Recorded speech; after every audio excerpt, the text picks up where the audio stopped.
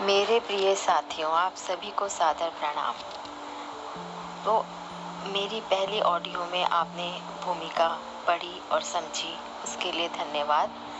अब हम आगे की चर्चा करते हैं हमारी मानवता के ऊपर। हम धरती पर क्यों आए हैं, क्या उद्देश्य है, इसी विषय पर हम चर्चा करेंगे। हम आरंभ करते हैं हमारे मनुष्य जीवन से। जब हम बालक रूप में आते हैं तो सब कहते हैं भगवान का रूप आया है। भगवान का रूप क्यों कहते हैं? क्योंकि उस बालक में कोई ईर्ष्या, द्वेष, भेदभाव कुछ नहीं होता। उस सबको सब उसे बुलाते हैं और वो सबको हंस के जवाब देता है। निश्चल प्रेम जो सभी के लिए समान होता है, उसके में यही तो हमारा मूल मंत्र है। मूल मंत्र मानवता का हंसना, हंसाना और हमारे हंसने से हमारे चारों तरफ खुशियां फैलना। तो ये तो हमारा मूल मंत्र हुआ मानवता का। अब हम चलते हैं मानवता का अगला उद्देश्य। हमारा उद्देश्य मानवता की रक्षा करना, उसे उन्नति के शिखर पर पहुंचाना। और हम वो कैसे कर सकते हैं? जैसे आज के युग में बहुत से कारण हैं जिसकी वजह से हमारी सोच संकीर्ण, तुच्छ, छोटी हो चुकी है। ईर्ष्या, द्वेष, छल, कपट कूट कूट कर भरा पड़ा है। हमारा सारा समय इसी बात में जाता है कि दूसरे हमारे बारे में क्या सोचते हैं, दूसरे क्या कर रहे हैं, उन्हीं की प्लानिंग, प्लॉटिंग में लगा रहता है। तो अब इससे कैसे निजात पाई जा सके? आप इसके हल पर भी चलते हैं। हम आसान भाषा में इस उपाय को समझते हैं। हमें मानव जीवन को सफल बनाने के लिए अपने कर्मों को साधना होगा। जी हाँ, बस यही आपकी थोड़ी मेहनत है जो आपको परीक्षा में पास होने के लिए करनी है।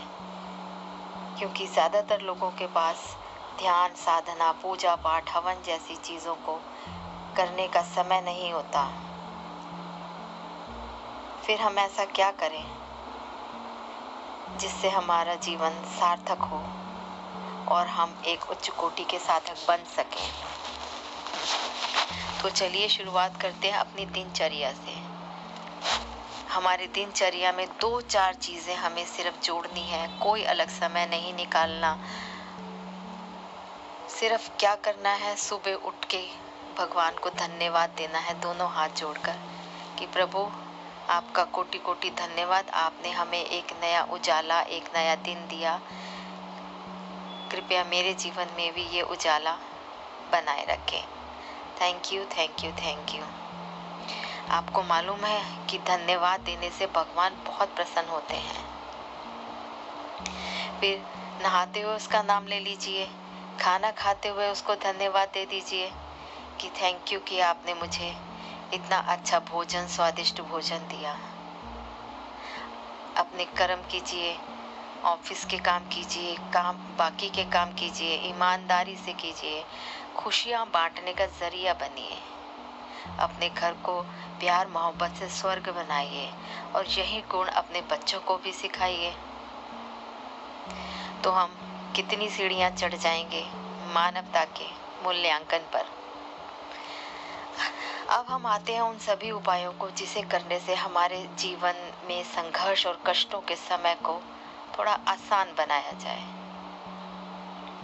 क्योंकि हमारे जीवन में कष्ट भी हैं, संघर्ष भी हैं, जिसकी वजह से हम लोग भटकते रहते हैं, परेशान होते हैं। तो उन सभी उपायों को आज अपने दिनचर्या में जोड़ लीजिए। बहुत ज़्यादा कुछ नहीं करना है। क्या करेंगे उसके लिए?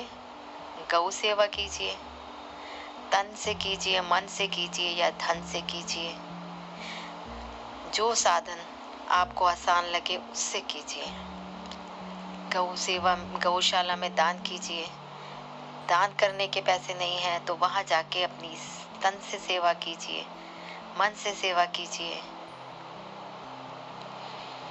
हफ्ते में एक बार वीकेंड पर जब आपकी छुट्टी हो, जाइए परिवार सहित गौशाला जाइए, वहाँ जाकर सेवा कीजिए, दान कीजिए। आपके बच्चे भी देखकर आपसे सीखेंगे अच्छे कर्म। दूसरा आते हैं पशु सेवा पर। कीजिए, कुत्तों की सेवा कीजिए। उनको एक टुकड़ा रोटी का या दूध जो भी आपसे बन पड़े वो कीजिए। रोटी देना सबके लिए आसान है, कोई मुश्किल काम नहीं है। अगर हर घर से एक एक रोटी भी चली जाती है तो आपके एरिया के, आपके आसपास के कुत्तों का पेट भरा रहेगा और उस बेजुबान जानवर के जो आशीर्वाद होंगे वो आपको मिलेंगे, बरस बरस के मिलेंगे और आपकी रक्षा भी करेंगे। तीसरा, पक्षी सेवा। दाना डालिए, कबूतरों को, चिड़ियों को दाना डालिए। वृद्धाश्रम चले जाइए, वृद्धाश्रम में सेवा कीजिए। पैसे से दान नहीं कर सकते, वहाँ जाके अपनी तन की सेवा दीजिए। वहाँ जाइए, उनके साथ समय व्यतीत कीजिए, उनके लिए कुछ खाने को ले जाइए। अनाथ आश्रम चले जाइए, अंध आश्रम चले जाइए। ये दिनचर्या अपने जीवन में जोड़ लीजिए।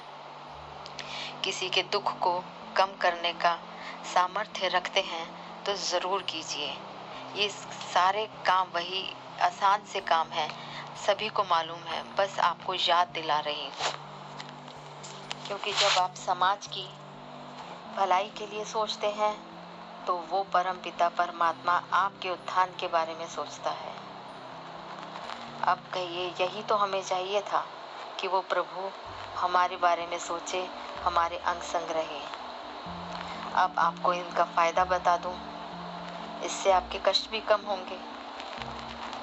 ये जो उपाय मैंने आपको बताए हैं, इसके फायदे, इन सभी प्रकार की सेवाओं के फायदे, एक तो आपका मानव जीवन सफल हो जाएगा। आप दिन पर दिन उन्नति करते जाएंगे। हर एरिया में आपके जीवन के जितने भी ग्रह दोष, ग्रह चाल, पत्री दोष, ये सभी इन उपायों से खत्म हो जाते हैं। ये बात आप गांठ बांध लीजिए। ये उपाय करते ही आपके पत्री के हर तरीके के दोष समाप्त हो जाएंगे। आप भगवान की कृपा और प्रेम के पात्र बन जाएंगे और आपका जीवन एक साधना बन जाएगा और आप एक उच्च कोटि के साधक बन जाएंगे। विश्वास नहीं हो तो करके देखिए, प्रैक्टिकल कीजिए, उसे महसूस कीजिए। आपको अपने आप पता लग जाएगा कि आप मानव जीवन की कितनी ऊंचाइयों पर पहुंच गए हैं।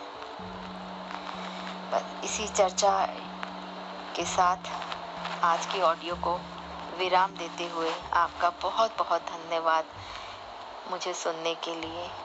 और ये अच्छे विचार प्लीज़ लाइक कीजिए और शेयर कीजिए ताकि हम मानवता की क्रांति ला सकें। समाज में मानवता जागृत होगी तो जो अनर्थ, अन्याय हमारे समाज में हो रहे हैं उसमें बहुत बहुत बहुत कमी आ जाएगी। तो बहुत बहुत धन्यवाद आपका। जय जय श्री राधे गोविंद। अगली ऑडियो में चर्चा करेंगे आध्यात्मिकता के ऊपर, स्पिरिचुअलिटी। तब तक के लिए मनन कीजिए।